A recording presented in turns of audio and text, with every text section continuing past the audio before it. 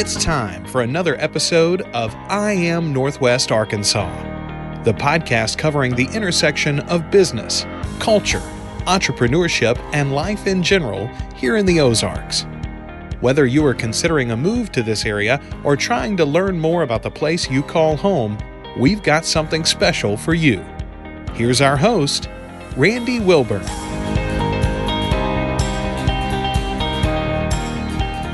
Hey folks, and welcome to another episode of I Am Northwest Arkansas. I'm your host, Randy Wilburn, and I'm excited to be here today with you, as I always am, because I love just connecting with different people here in this northwest corner of the state, of the natural state.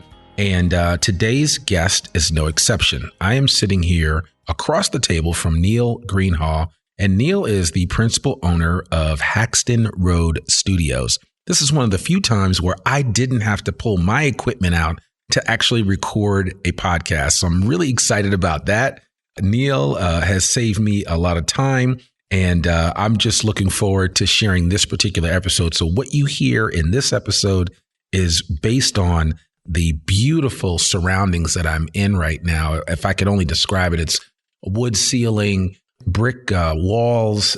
They're just, some isolation booths and all the kind of things that make audiophiles just jealous. And so I'm sitting here inside of Haxton Road Studios to do this particular episode. And so I thought it appropriate to use their equipment, to use their facilities to share this particular episode with you. So without further ado, let's welcome Neil Greenhaw to the I Am Northwest Arkansas podcast. How are you doing? Randy, thanks for having me. Absolutely. Well, yeah. And I want to thank Brandy as well for connecting us. And she is an outstanding individual, and she is an amazing therapist as well. And she's been on the podcast a couple of times. That's Brandy Harris. And she is, I've had her on twice. And the most recent podcast, we talked about kids and their parents and the pressures of sports. And it has been like, I wasn't sure because she came to me with the idea and I was like, yeah, I think it might not be bad. But the feedback that I've received on that has just been insane. So I'm not known people to take sports serious here. No, right. Exactly. Yeah, no, yeah. So trust me when I say this, I'm appreciative of her, having her in my orbit. And because of that, as an extension, now I have you in my orbit. And so I was so thankful for her to introduce us. And then we had a chance to chat. But I wanted to bring you on today to the podcast to kind of get your superhero origin story. I don't want to tell it for you. I'll let you tell it. Give us the Cliff Note version of who Neil Greenhaw is. And then we'll get into this beautiful edifice of, it's an homage to, I don't know, what you experienced in Nashville. I'm not going to give it away.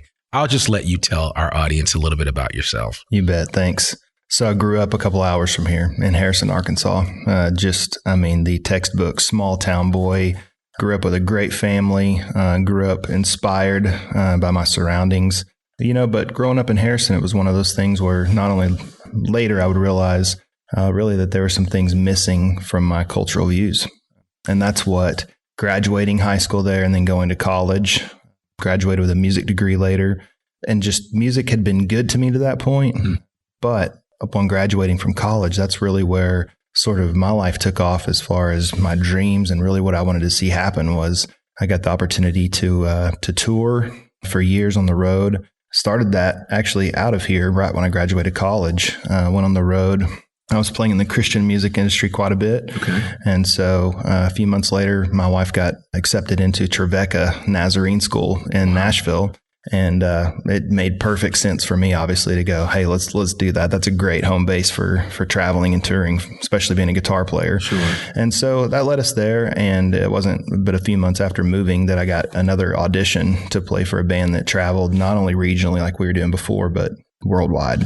And so that really just changed my whole world. It changed my whole perspective, especially coming from small town to all of a sudden being perhaps in a different country every other week, East Coast, West Coast, New Zealand, Australia, London, Canada, you name it. And it was just life-changing for me to be able to see the cultures, to be able to see the people. And I saw a lot of people that I didn't see growing up. Right. And it was just a beautiful thing to just, I kind of had my mind blown, really. Yeah. Just this was my perception before. And then now it's, man, this world is huge. There's so many amazing people, so many amazing stories.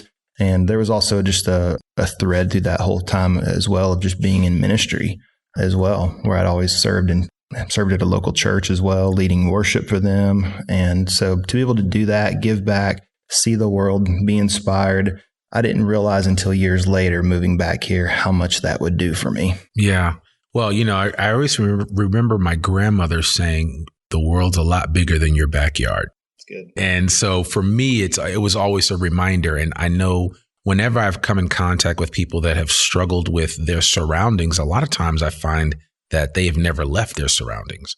And I think sometimes we don't gain the perspective or the healthy perspective that we need as human beings until we've experienced some things that are unfamiliar to us. So good. Yeah. So I think it's important, but that'll preach, as they say. So yeah, that will preach. But the bottom line is that you spent a lot of time on the road, like you said. I think I heard somewhere where you were gone about 260 days a year for like 3 years straight. So I was doing my math, and I don't do public math, but I figured out you were pretty much only home on the weekends. And then every time, or some variation of that for 3 years straight. And you're married, which had to have been tough. Newly married. Yeah. Got married in June of 2004, and went on the road 6 months later. Wow. We graduated in December together from college, and then was gone. So it worked out perfect. It really did for us and our story. Yeah. Because she was in the books. She's a physician assistant. And so, they pack in pretty much kind of like a med school curriculum into 2.5 years. And then she goes to residency and that sort of thing. So it was perfect for us. But as she started dwindling down her time in school, we really started talking about priorities, what we wanted out of life and what we wanted to give and contribute. And really what would our story be? And the thing that we really settled on was we wanted to have a family at some point. Yep. We were better together. And for me, I'd had a blast, and I struggled with the thought of being off the road, to be honest, because it does creep into your identity a little bit as you go along. Well, this is what I do, and this is a blast, and I work 1 hour a day and then get to see the culture the rest of the day, right? And the travel part's obviously fun, but also taxing emotionally and on your body physically. But for us, it came back to that conversation of it's time for a change. And for me, the honeymoon was kind of over with touring and looking at, hey, some stability and being in one place doesn't sound that bad. Yeah. She was ready. So interesting. And I'm curious to know, and it's not that I want to segue. I am curious to know that what did you take away from your time in Nashville from a music production perspective? What were the aha moments that you had while being there? Granted, you were on the road, but you were gaining a skill set that you didn't have before. And Nashville it's got all kinds of nicknames, right? And, it's like the home of country music. It's the home of, it's one of the homes of Christian music. So, what was your big takeaway while living in Nashville that you've now brought here to Northwest Arkansas? That's really a great question. And it just popped in my head immediately when you said that was the word collaboration. Nashville gets something that a lot of communities, especially starting music communities, kind of what I think we're in now, sort of people call this a burgeoning, culture here of arts and music now. But the one thing that Nashville has is the spirit of collaboration. And rather than holding the cards to your chest and trying to take everything on yourself, there's somebody that's really good at everything. There's somebody that's also partly good at some things. But what you see there is people really capturing the heart of bringing the right team together and putting the right talent in a room and not one person trying to do everything. And so that spirit of collaboration, what happens when you put the right people in a room, you hit record and magic happens. And it's because they're listening to each other, they trust each other, and they're all after the same thing, which is a remarkable recording of a remarkable song that will have a remarkable impact in culture if done right. Sure. And so strangers come into the studio at the first of the day, and then they leave as friends, and they have an awesome product to show for it. Yeah.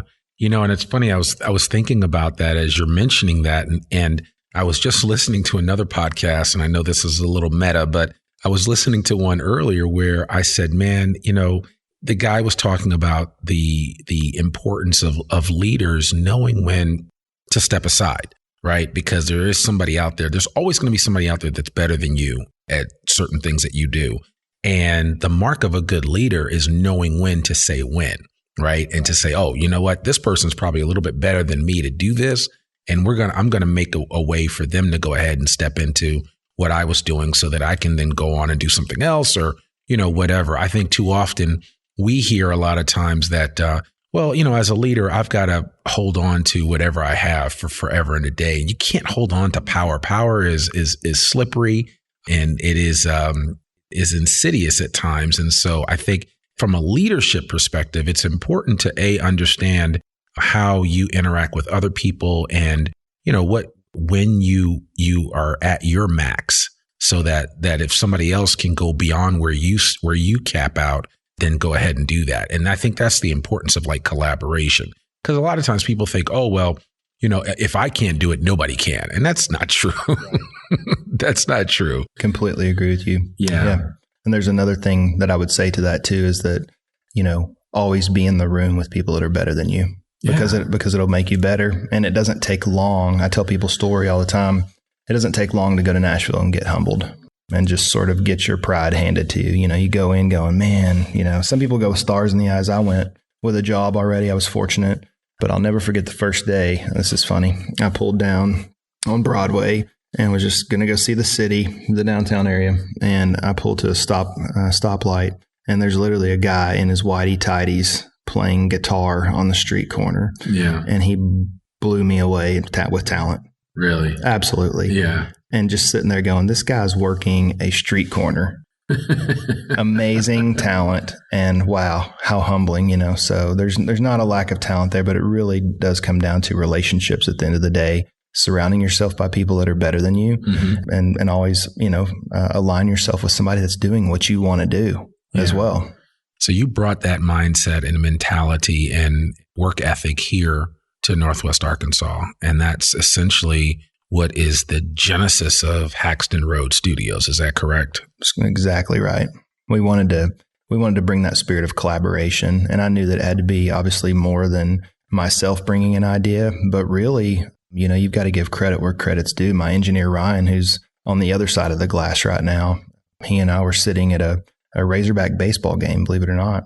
And I had a really simple demo station at my first house that we bought when we came here. It was basically to send guitar tracks back and forth to Nashville. And it was just a glorified 2-channel, you could record 2 things at a time, basically. Yeah. And what started happening with that was I was sending some guitar tracks out, but we started doing some scratch tracks for artists who were going to then later take it into a real studio and produce it out. And what started happening with a few of those tracks was they came back and said, hey, we tried to track acoustics and we like the tone. You were getting better in a bonus room of a bedroom, or of a house.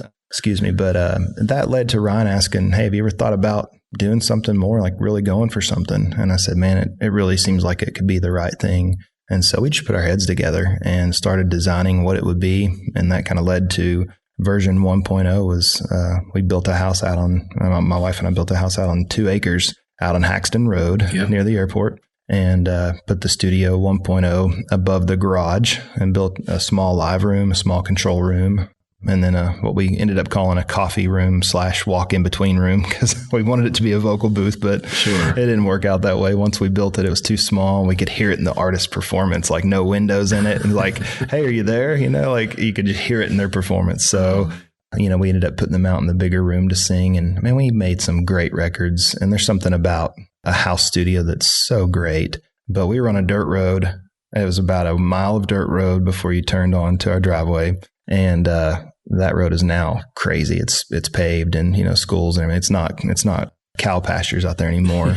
But that studio served us well for about 4.5 years. Sold the house. The new people let me rent that house for another year while we were building this facility we're in now. Okay. And so, what started happening though while we were at that house was similar to the 1.0 version, where people said, hey, we kind of like these tracks.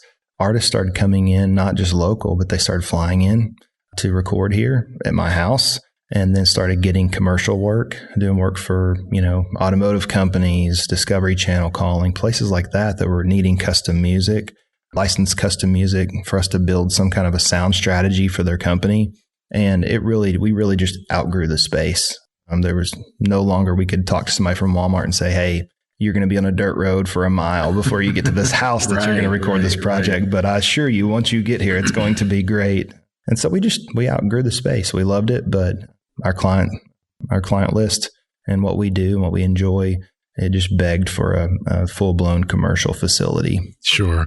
And I think I even remember somebody mentioning Haxton Road Studios, and they were like, yeah, it's like at a guy's house, and it's kind of out a little bit, but not that far out. And so, I had heard mentions of it, but I mean, like I always tell people, don't despise small beginnings.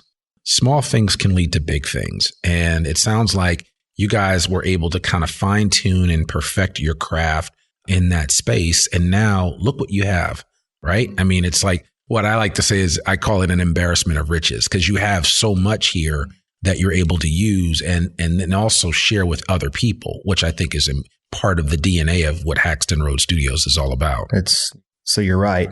We knew we had to build a facility that could take care of the artist needs. When they came in, we wanted to remove the distractions that are so common in other cumbersome spaces where there's a bad workflow, where they're having to wait to set up things. We wanted to have a space where they could come in and just feel inspiration the second they walk in the door. Yeah. And that's what we were able to do here, I think, is we have multiple rooms to record in now in this facility downtown. When you walk in, we want the lights to be just right, the smell in the room to be just right, to where they can walk in and just think about their art, and we'll take care of the rest.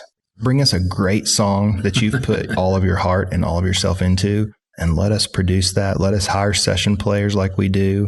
Let us edit and mix that and make it radio ready or raw, whatever the artist preference and whatever the song needs. Sure. And that's been a game changer for us here, honestly. Okay. So what are your thoughts about the music scene here in Northwest Arkansas? Granted, you're from here, you left, you went to a place where the music scene is just, let's just say it's off the charts.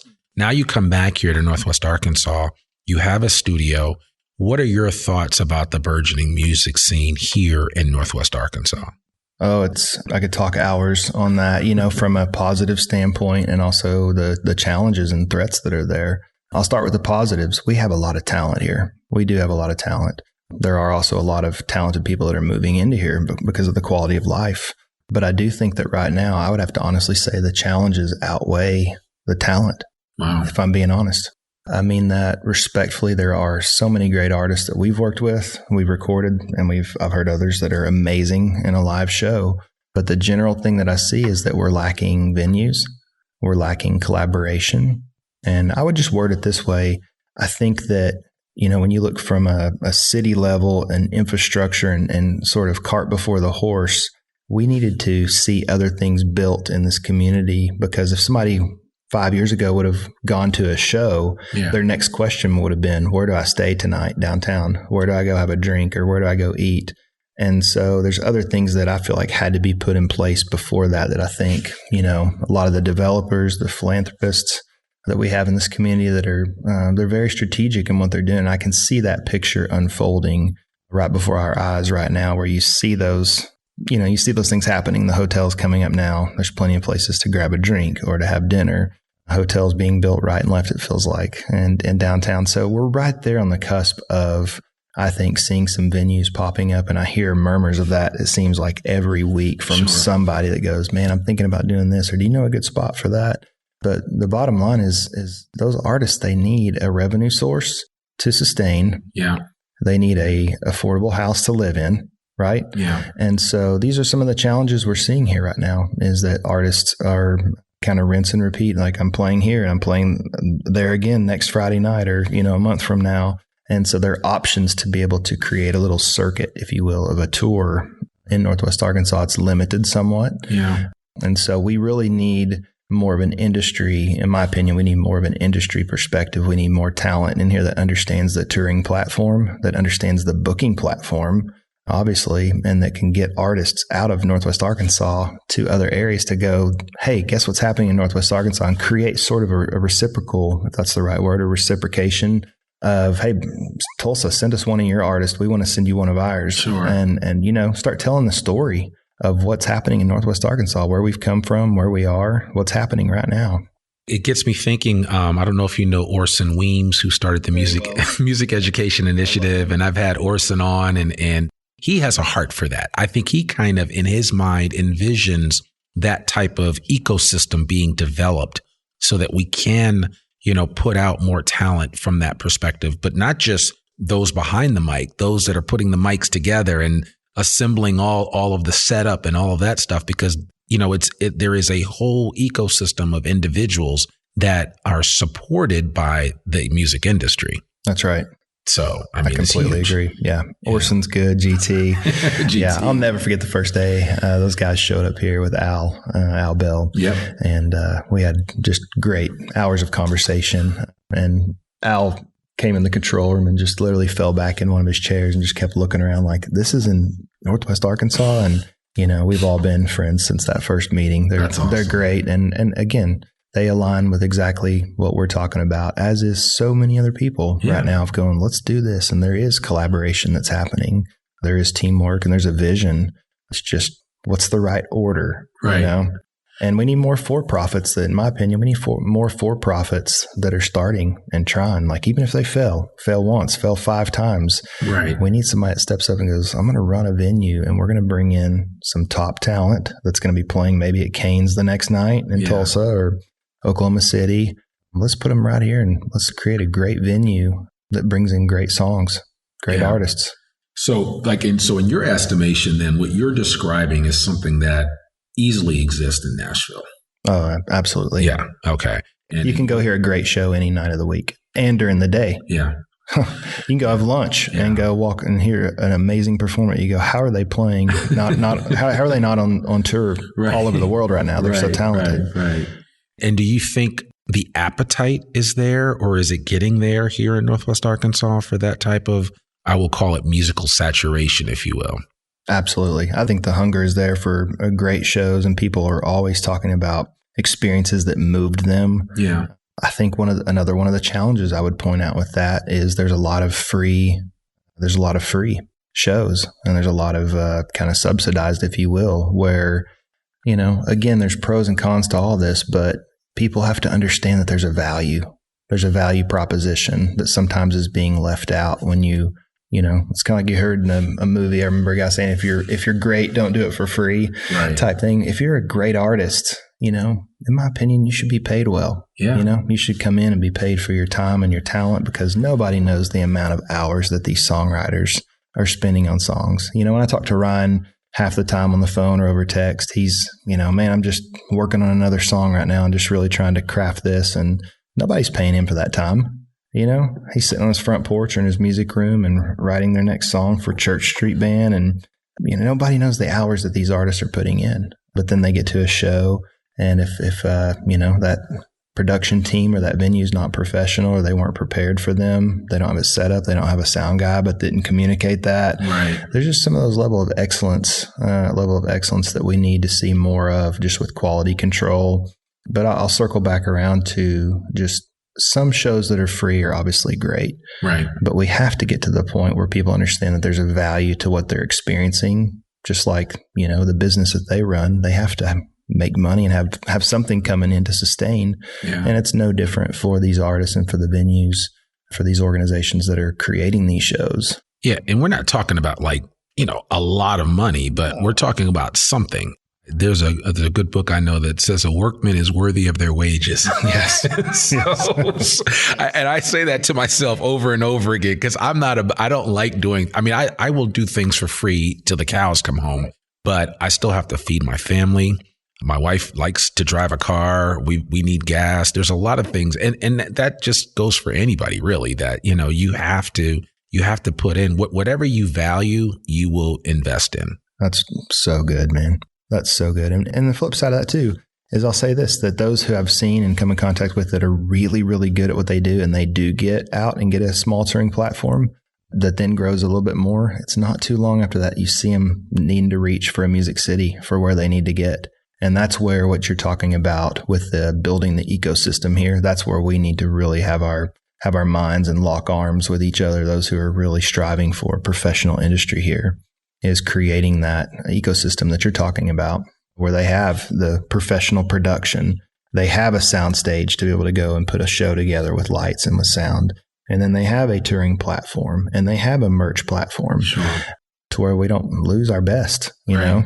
And it's crazy because we have some of those ancillary businesses that can support that. Like when you think about merch, I think about, we had Be Unlimited on the podcast. And I know that, Ben Clark's a very dear friend of mine, but I know that those guys, they do a lot of sports stuff. They do a lot of stuff with the university and a lot of other universities throughout the SEC. But I mean, they're big enough where if an opportunity presents itself, they could be able to help out in that area, right? When you think of it. And so I just think that there are some businesses that currently exist here in Northwest Arkansas that would be able to pivot and provide needed services within that framework of a growing music scene. That's right. Yeah. And I'm working on something big in the background. We do a lot of work commercially as well with building sound strategies for brands and marketing, that sort of thing. Outside of working with artists, that really is about probably 50%, of our business is commercial work as well, music licensing and that sort of thing. Got to keep the lights on.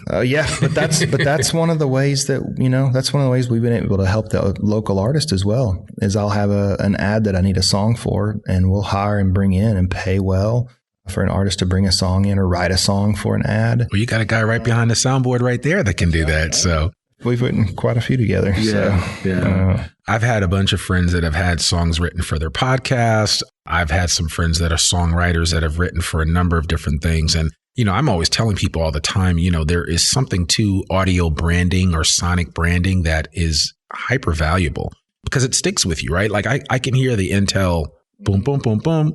I mean, I can hear that in my head all day long. I can hear Empire Carpets there, So I mean, all the jingles that are there that just stay with you, and they're kind of like an earworm, and all of a sudden it's just easy. It's just easy to remember. So yeah, I mean, so tell me a little bit, just kind of walk me through just the gamut of stuff that you're doing from a corporate perspective with regard to, I'll call it sonic branding, but I know you call it audio sound strategy and that sort of thing. Yeah. Same thing. Yeah. So really anything that requires recording, we have a professional podcast platform, a table here. We have 4 mics, Zoom, which is nice, by the way. Thank you. Zoom links, that sort of thing all hooked up where really can be efficient. We have a lot of clients on a retainer monthly that come in and they'll record 4 or 6 podcasts a month, and we'll record those, in 1 or 2 settings. So we'll do that quite a bit, record custom music for podcasts.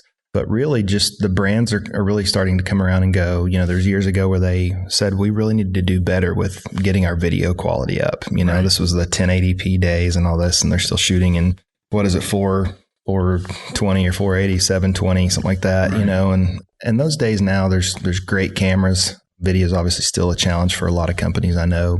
But what I've seen in the last few years is that companies are coming around realizing they need to distinguish themselves from an audio perspective. MasterCard put out an article, I think it was last year, the year before, about how many millions of dollars they're spending on sonic branding.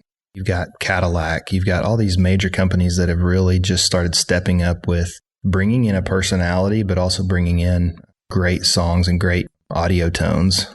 We call them audio logos. Sure. That's what we do.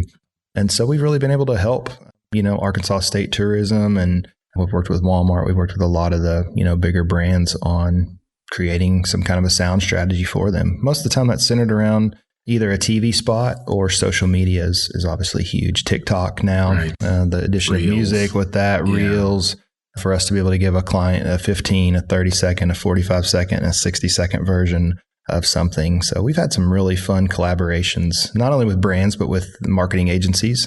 And we've been able to save them so much stress because a lot of times they're at the fourth quarter, almost trying to wrap up this project. And then they go, oh, we need music. Yeah. And that's what we've seen for years is them going to the crappy stock music sites and just last minute trying to look for something. And they listen. They're like, I've heard this on at least 5 or 6 other advertisements for other companies. And that's where we've been able to come in and go, hey, put us in the meeting in the beginning with the brand and let us listen to what they want.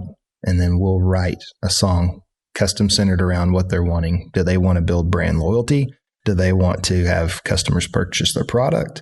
Are they missing the mark with their demographics and they want to reach a new target audience? Well, we can definitely help with that. If you're trying to reach a younger age group, you don't want to have something that's going to reach a 60 or 70-year-old person in the background, a 70s keyboard and an acoustic guitar or something. You probably want maybe a hip hop track or a pop track or a country track. So that's been a lot of fun. Our team really loves that creative process of coming around a table, taking an idea and going, let's flesh this into a song. Sometimes that's with lyrics. Sometimes that's just instrumental. But then from that project, we're also hiring in session players, paying them for their time. And so that's part of that ecosystem thing. When we get a project like that from a company, that money is being spread out amongst sometimes 10, 12 people. Yeah.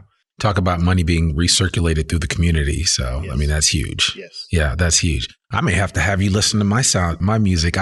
It was funny because when I created the music I didn't create the music for I'm Northwest Arkansas, but I picked up something that I found, it was, Epidemic Sound Stripe. And the one thing I will say about some of those services that are available now, they're getting hyper granular in what they offer you. You can get the stems of a song, and that's essentially just all the sections of a song, and you can kind of take them and manipulate them. You can do some really cool things if you are maybe under budget constraints, the way I was when I started mine. So, but then in terms of what you offer, you kind of take it to a whole nother level where you give them something that is hugely unique to them, to their DNA of their organization.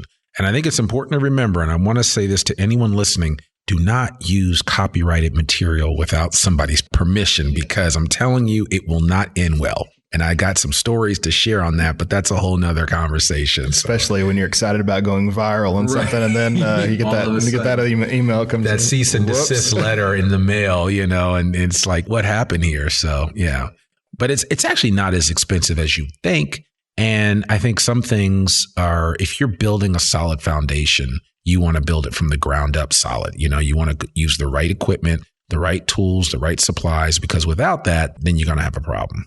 Well, what is next for Haxton Road Studios? I mean, you guys you're covering both on the music side, on the commercial side of things. You've got this beautiful facility. You told me about another building that you're working on. So there's this whole idea behind Greenhaw Development to continue to develop real estate for not just for music, but just in general, which will also, I guess, afford you more freedom and flexibility to do the projects that you really want to do. That's right. Yeah. So we started years ago with this development, and it became not only Haxton Road Studios, but we sort of coined the southeast corridor of the downtown area, the Haxton district, where art and business collide.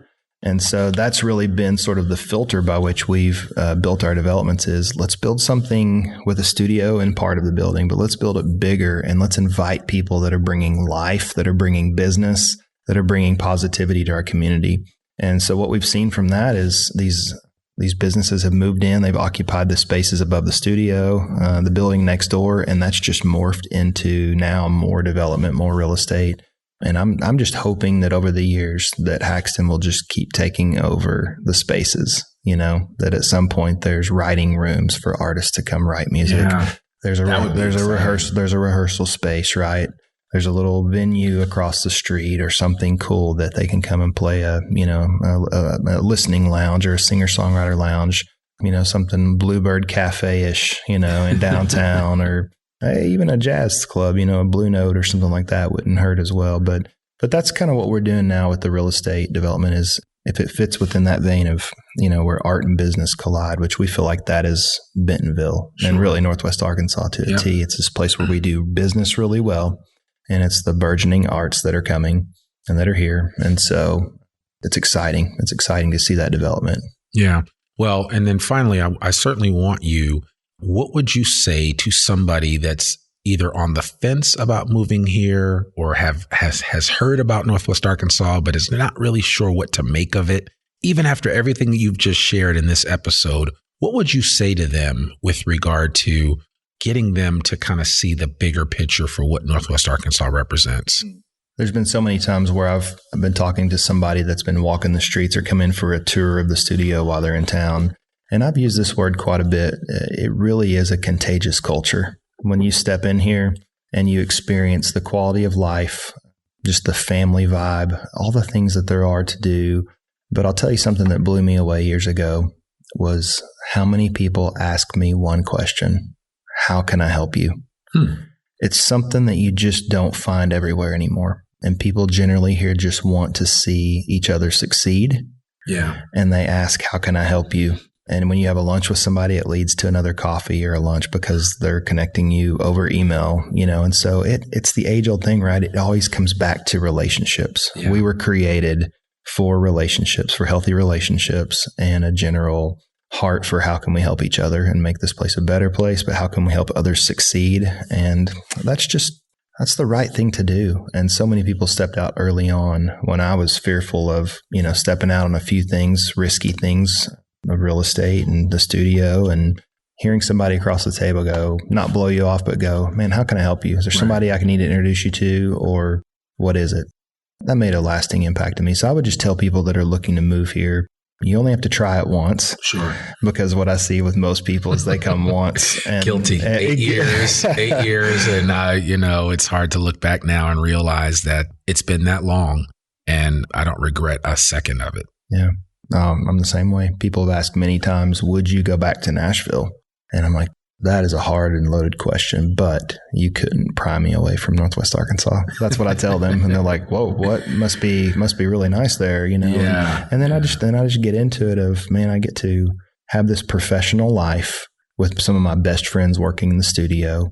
And then I get to go home, be with my kids, go for a bike ride, go downtown to a park, go eat somewhere. It really is. It's one of those things you can't put a finger on. You can't explain it well enough over a podcast or anything else until somebody comes here and just breathes the air, has a few conversations with somebody, and then they're hooked, it seems. Yeah. It's funny because I've had multiple people come here because of the podcast, that they heard it and they were like, man, the podcast is what put it over the top for me. And so that's why a lot of times I don't always ask that question, but I think it's important just to frame it in terms of what Northwest Arkansas represents to me. And part of it is just the generosity, the spirit of generosity that I see. What you just described is palpable. And I tell people all the time, test me, just come check it out for yourself and see what it's all about. And I think you'll realize that this area is definitely different. I mean, we are in the heartland, and I don't think that's by mistake that word is used that way.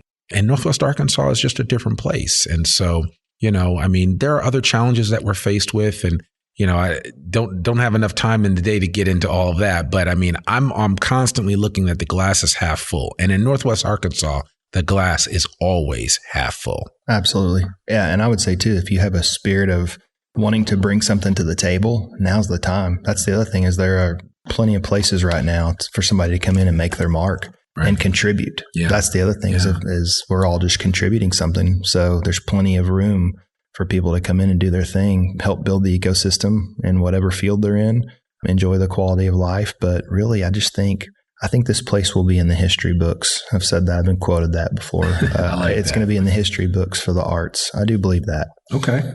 And so how fortunate are we all to be able to invest and put our time, put our resources, put our relationships, and all grow an area that's going to be better for our kids and for those around us. Yeah. That's what I'm excited about. Well, man, I want to continue this conversation, but we're going to put a pin in it right there, because I think that I couldn't have come up with a more appropriate finish in that. And so Neil Greenhaw, principal owner of Haxton Road Studios and Greenhaw Development, thank you so much for joining us on the podcast today. This was time well spent. Thank you. Thanks, Randy. Absolutely. Absolutely. Well, folks, that's another episode of the I Am Northwest Arkansas podcast. To learn more about us or to read or download the show notes from today's episode, visit iamnorthwestarkansas.com. You can listen to this podcast and sign up for our free newsletter to keep up with us and all things NWA. Sign up today. You can subscribe to the I Am Northwest Arkansas podcast wherever you listen to it, and please consider rating and reviewing us on Apple Podcasts. Remember, our podcast comes out every Monday, rain or shine. I'm your host, Randy Wilburn, and we'll see you back here next week for another new episode of the I Am Northwest Arkansas podcast. Peace. We hope you enjoyed this episode of I Am Northwest Arkansas. Check us out each and every week, available anywhere that great podcasts can be found. For show notes or more information on becoming a guest, visit iamnorthwestarkansas.com. We'll see you next week on I Am Northwest Arkansas.